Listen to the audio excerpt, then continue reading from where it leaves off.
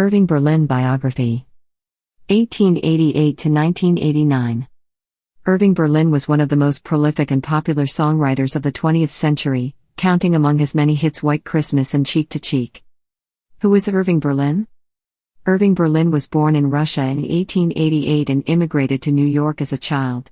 He would become one of the most popular songwriters in the United States, with hits like Alexander's Ragtime Band, What'll I Do and White Christmas. Berlin's film and Broadway musical work included Puttin' on the Ritz, Easter Parade, and Annie Get Your Gun. Early life and career.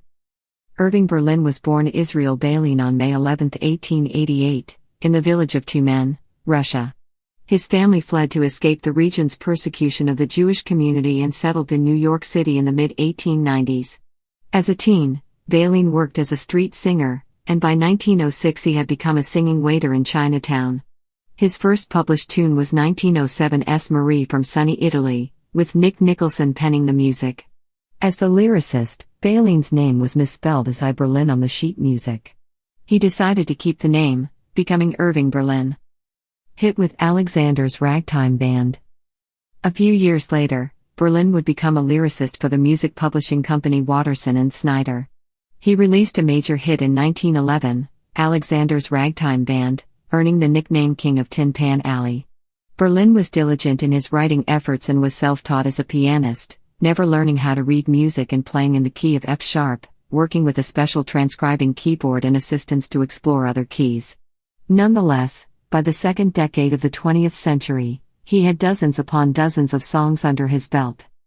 Berlin started writing musicals by this time as well, having his Broadway debut with Watch Your Step in 1914. Berlin became a U.S. citizen in 1916 and, upon serving in World War I, penned the musical Yip, Yip, Yapank as an army fundraiser. Songs: What'll I Do and Always. Berlin had wed Dorothy Getz in 1912, but she died months after their honeymoon after contracting typhoid fever. His sorrow was heard in his popular ballad When I Lost You. Years later, in 1925, he fell in love with heiress Ellen Mackay. Her father was against the courtship and sent Mackay away to Europe, during which time Berlin wrote beautiful tunes of yearning that included What'll I Do and Always. Upon her return to the States, the couple eloped. They would have 4 children and be married for decades, until Mackay's death in 1988.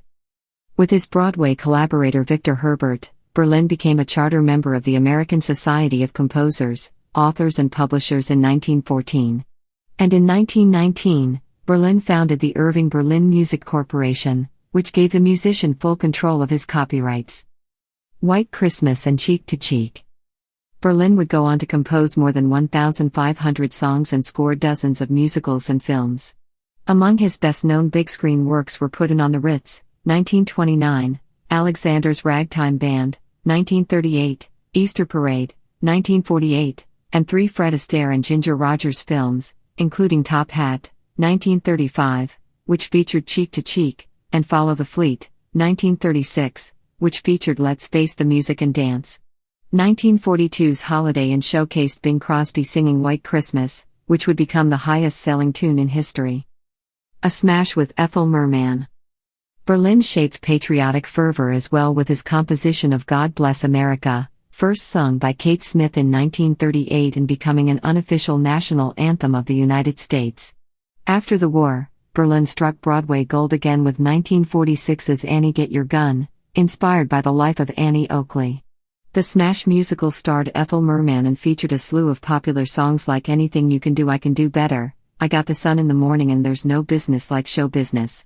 Berlin had another hit with Merman with the 1950 musical Call Me Madam, which was also turned into a 1953 film. Creating a canon. Berlin would ultimately be nominated for 9 Academy Awards with 7 nods in the song category, winning in 1943 for White Christmas.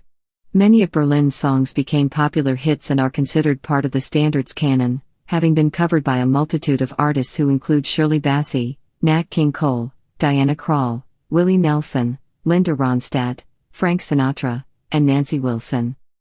After crafting the 1962 musical Mr. President, Berlin retired, spending ample time in his Catskill Mountains home and eventually withdrawing from public appearances.